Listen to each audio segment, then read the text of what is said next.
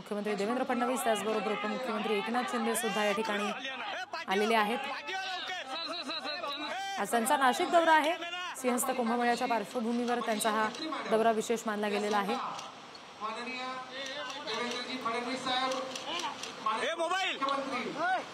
अनेक विकास कामांचं लोकार्पण भूमिपूजन त्यांच्या हस्ते आज होत आहे।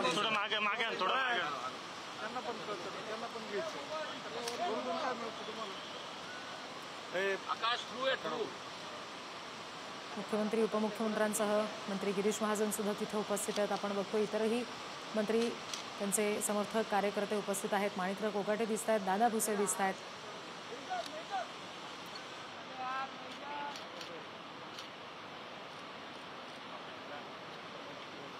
सिंहस्थ कुंभमेळ्याच्या पार्श्वभूमीवर काही बदल हे नाशिकमध्ये होणार आहेत। तातडीनं काही विकास कामं केली जात आहेत, काही रस्ते बांधले जात आहेत आणि या सगळ्या पार्श्वभूमीवर नेमका त्याचा आराखडा कसा आहे हे सध्या समजून घेतलं जात आहे। मुख्यमंत्री उपमुख्यमंत्री दोघंही या सगळ्या संदर्भातली माहिती घेत आहेत। आपण बघतोय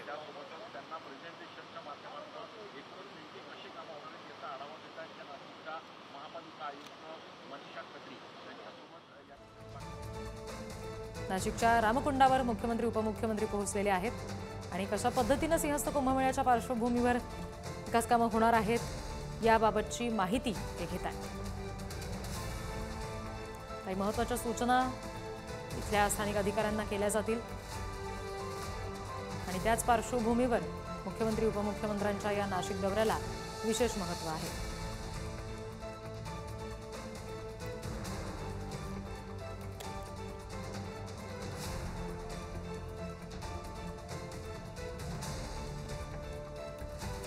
कुंभमेळ्याच्या पार्श्वभूमीवर त्याचं नियोजन नेमकं कसं असणार आहे याबाबत जिल्हाधिकारी सध्या मुख्यमंत्री उपमुख्यमंत्री आणि इतर सगळ्या मंत्र्यांना माहिती देत आहेत। आपण बघतोय त्याचा थेट आराखडाच एक छोटी प्रतिकृती समोर ठेवली गेलेली आहे। काय नेमका बदल होणार आहे याबाबतची आणि ती सगळी मुख्यमंत्री आणि उपमुख्यमंत्र्यांना समजावून सांगितली जाते। मुख्यमंत्री देवेंद्र फडणवीस उपमुख्यमंत्री एकनाथ शिंदे हे आज नाशिक दौऱ्यावर आहेत। नाशिकच्या रामकुंडावरून सध्या आपण ही थेट दृश्य त्यांची पाहतोय। सिंहस्थ कुंभमेळ्याच्या पार्श्वभूमीवर त्यांचा हा दौरा अत्यंत महत्त्वाचा आहे। 5700 कोटींच्या कामांचं उद्घाटन आज त्यांच्या हस्ते होणार आहे।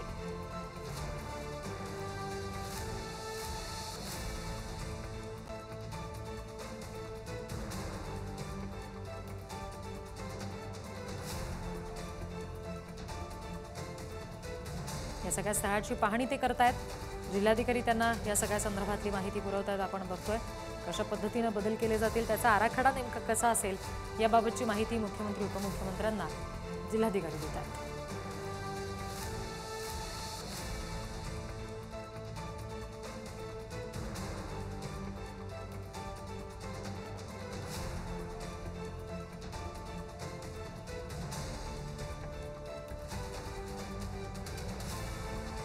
नाशिकच्या रामकुंडावरची दृश्य कशा पद्धतीने नेमका हा बदल होणार आहे त्याबाबतची माहिती दिली जाते जिल्हाधिकाऱ्यांकडून मुख्यमंत्री उपमुख्यमंत्र्यांना।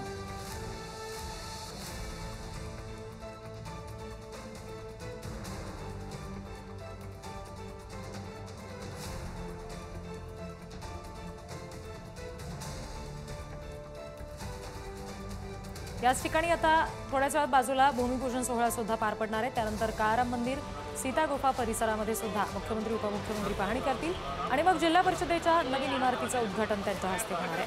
त्यानंतर एक जाहीर सभा सुद्धा होईल। आगामी सिंहस्थ कुंभमेळ्याचं आकर्षण ठरणाऱ्या रामकाल पथ प्रकल्पाच्या मार्गावर मुख्यमंत्री देवेंद्र फडणवीस पाहणी करणार आहेत।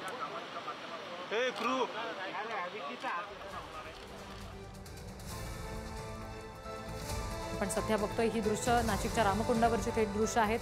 मुख्यमंत्री फडणवीस त्याचबरोबर उपमुख्यमंत्री शिंदे, मंत्री गिरीश महाजन, माणिकराव कोकाटे, दादा भुसे हे सगळे आपल्याला दृश्यामध्ये पाहायला मिळतात जे मुख्यमंत्र्यांसमवेत इतर बाबींची माहिती घेत आहेत। जिल्हाधिकारी आहेत ज्या मुख्यमंत्री उपमुख्यमंत्र्यांना या सगळ्या आराखडा संदर्भातली एक कल्पना देत आहेत आणि आता याच्यानंतर बाजूलाच भूमिपूजन सोहळा सुद्धा पार पडणार आहे। त्यानंतर काळाराम मंदिर सीता गुफा परिसरामध्ये ते पाहणी करतील।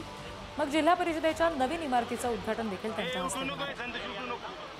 आगामी सिंहस्थ कुंभमेळ्याच्या पार्श्वभूमीवर आज नाशिकमध्ये विविध विकास कामांचं उद्घाटन होणार आहे। जवळपास 5,500 कोटी रुपयांच्या विकास कामांचं उद्घाटन मुख्यमंत्री देवेंद्र फडणवीस आणि उपमुख्यमंत्री एकनाथ शिंदे यांच्या उपस्थितीमध्ये होणार आहे।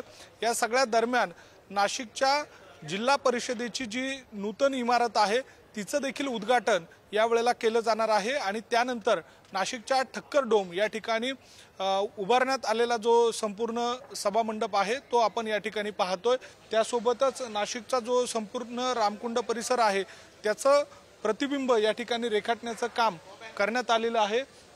सगळी या ठिकाणी जी तयारी आहे ती केली जाते। व्यासपीठावर त्या ठिकाणी खुर्च्या मांडण्यात आलेल्या आहे। हा जो कार्यक्रम आहे तो अतिशय महत्त्वाचा मानला जातोय आणि या सगळ्या दरम्यान जे निवडणुकीचं रणशिंग आहे ते या निमित्तानं फुंकलं जाईल अशा स्वरूपाची देखील राजकीय वर्तुळामध्ये चर्चा आहे। त्यामुळे मुख्यमंत्री देवेंद्र फडणवीस, उपमुख्यमंत्री एकनाथ शिंदे यांच्या उपस्थितीमध्ये महायुतीच्या शक्ती प्रदर्शनाचा कार्यक्रम देखील एक प्रकारे हा म्हणता येईल। त्यामुळे या सगळ्या दरम्यान जर बघितलं तर जोरदार तयारी स्थानिक प्रशासनाच्या माध्यमातून करण्यात आलेली आहे। आजच्या दिवशी नाशिकमध्ये काही पक्षप्रवेश देखील केले जाणार आहे। त्यामुळे साहजिकच स्थानिक स्वराज्य संस्थांच्या ज्या निवडणुका आहेत त्या निवडणुकीच्या अनुषंगानं हा संपूर्ण मुख्यमंत्री देवेंद्र फडणवीस यांचा दौरा अतिशय महत्त्वाचा मानला जातोय आणि या निमित्तानं महायुतीचं पुन्हा एकदा हे दृश्य आपण बघतोय। नाशिकच्या रामकुंडावर मुख्यमंत्री उपमुख्यमंत्री आले आणि त्यांनी सगळ्या परिसराची पाहणी केली। आता थोड्याच वेळात त्यांच्या हस्ते भूमिपूजन या ठिकाणी होणार आहे नवीन सगळ्या कामाचं। नवीन जिल्हा परिषदेची जी इमारत आहे तिचं सुद्धा उद्घाटन मुख्यमंत्री उपमुख्यमंत्र्यांच्या हस्ते होणार आहे। जिल्हाधिकाऱ्यांनी काही वेळापूर्वीच या सगळ्या आराखड्याची माहिती मुख्यमंत्री आणि उपमुख्यमंत्र्यांना दिलेली आहे आणि आता या भूमिपूजन सोहळा जिथे पार पडणार आहे त्या ठिकाणी सुद्धा मुख्यमंत्री पोहोचलेले आहेत। आपण आणखी तपशील घेऊयात। प्रतिनिधी किरण ताजणे आपल्याशी जोडले गेले त्यांच्याकडून। किरण, आता नेमकं काय या कार्यक्रमाचं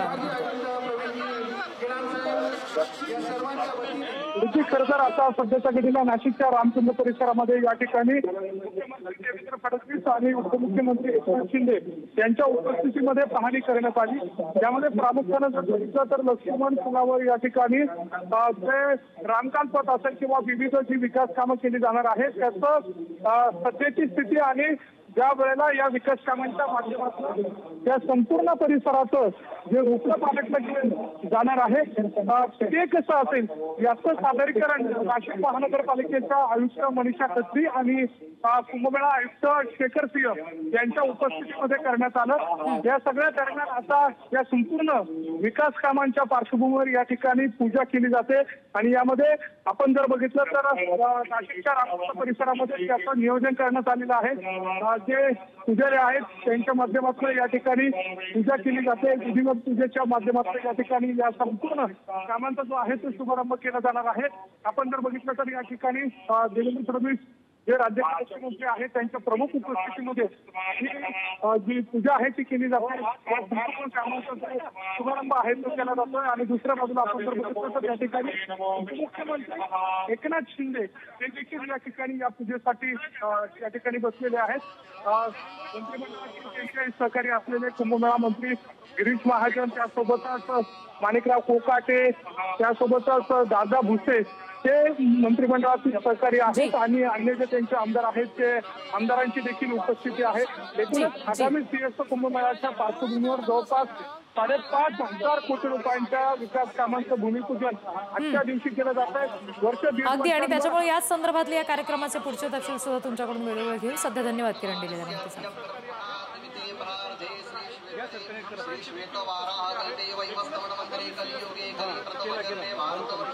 भारतखंडे जम्बूद्वीपे दंडकारण्ये देशे गोदावर्याः उत्तरे तीरे शालिवांशके बौद्धावतारे रामक्षेत्रे रामरामाश्रमे विश्वावसुनाम संवत्सरे दक्षिणायने शरदृतौ कार्तिकमासे कृष्णपक्षे नवम्यां स दशम्यां पुण्यतिथौ अद्यवासरावासरस्तौ बृहस्पतिवासरे मघादिवस नक्षत्रे सिंहरास्ते चंद्रे तुलरास्ते सूर्ये कर्करास्ते देवराज गुरु शेषेषु ग्रहेषु यथायतं राशिस्थानानि सत्सु एवं ग्रहगणो विशेषण विशिष्टायां शुभमुनितिथौ यजमान गोत्रोणाम उच्चारः म्हणायचे मम आत्मनः श्रुती स्मृती पुराणोक्त शास्त्रोक्त पुण्येन पुण्यफल प्राप्त्यर्थम अद्य दिने सकल ग्रामस्थानां जनानां उत्तम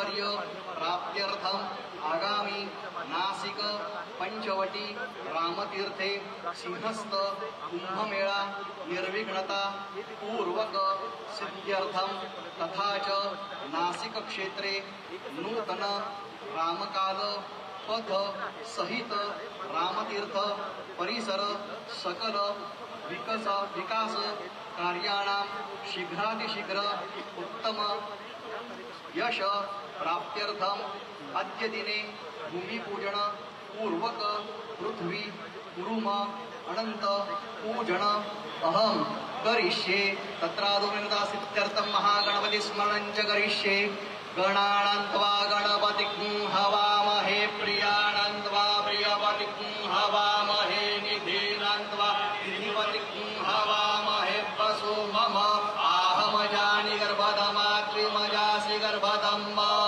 श्रीमन्महागणपते नमः ध्यानावनार्ति गन्धापुष्पाणि परिमल सौभाग्य द्रव्याणि समर्पयामि भूमिपूजनां स्योना पृथिवीनो भवान् अक्षराणि वेषणि गच्छानः शर्म सव्रताः धर्मिदेवताभ्यो नमः सकल पूजार्ति गन्धापुष्पाणि परिमल सौभाग्य द्रव्याणि समर्पयामि दीपपूजनां चन्द्रमा मनसो जातचक्षुः सुवर्चो अजायत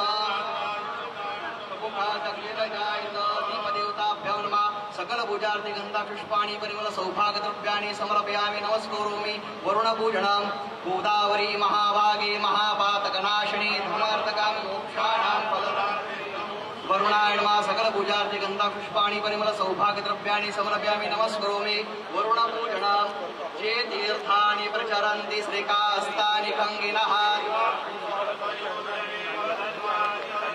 वं वरुणाय नमः सकल पूजार्थ गन्धापुष्पाणि परिमल सौभाग्य द्रव्याणि समर्पयामि नमस्करोमि गणेशं ध्यायित्वा वक्रतुण्ड महाकाय सूर्यकोटि समप्रभा श्रीमन्महागणपते नमः समर्पयामि पाद्यपूजनम् एतावानस्य महिमा तोज्जायांश्चपूर्वकः श्रीमन्महागणपते नमः पादयो पाद्यमस्तयो अर्घ्यम् आचमनं स्नानं समर्पयामि पयस्नानम् ऊर्च मे सुनृता च मे पयश्च मे रसश्च मे घृतं च मे मधु च मे सतिश्च मे सवेदिश्च मे कृतिश्च मे वृष्टिश्च मे जैत्रं च महोद्भिद्यं च मे दत्तेन कल्पन्तां श्रीमन्महागणपते नमः पयादिपञ्चामृत स्नानं समर्पयामि शुद्धोदकस्नानम् स्नानं समर्पयामि वस्त्रेण परमृज्य नियोजितासनार्थे उपविश्य श्रीमन्महागणपते नमः चन्दनं समर्पयामि श्रीखण्डं चन्दनं दिव्यं गड्ढाढ्यं सुनोहरम्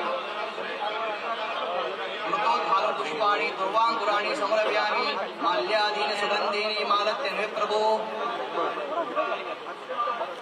श्रीमन्महागणपते नमः पुष्पाणि समर्पयामि नमस्करोमि अनेन पूजनेन महागणपति प्रियतानुतस्य श्री परमेश्वरार्पणमस्तु वरुणपूजनम् ये तीर्थानि प्रचरन्ति श्रीकास्तानि खङ्गिनः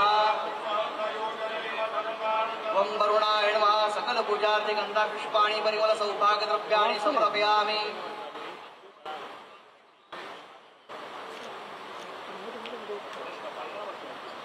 पदापि च करमे विष्णुर्गोपादाभ्यः अतो धर्माणि धारयन् तेनायुप्रमाणेन पुण्यं पुण्याहं दीर्घमायुरस्तु भवन्तु ब्रुवन्तु पुण्यं पुण्याहं दीर्घमायुरस्तु जलमादाय अनेन पूजनेन परमेश्वर भूमि पूजनाम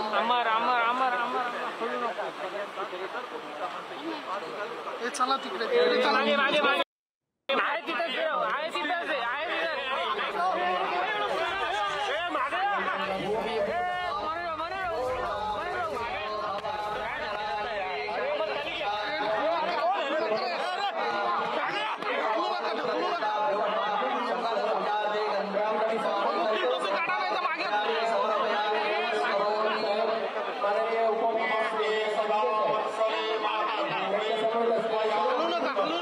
झालं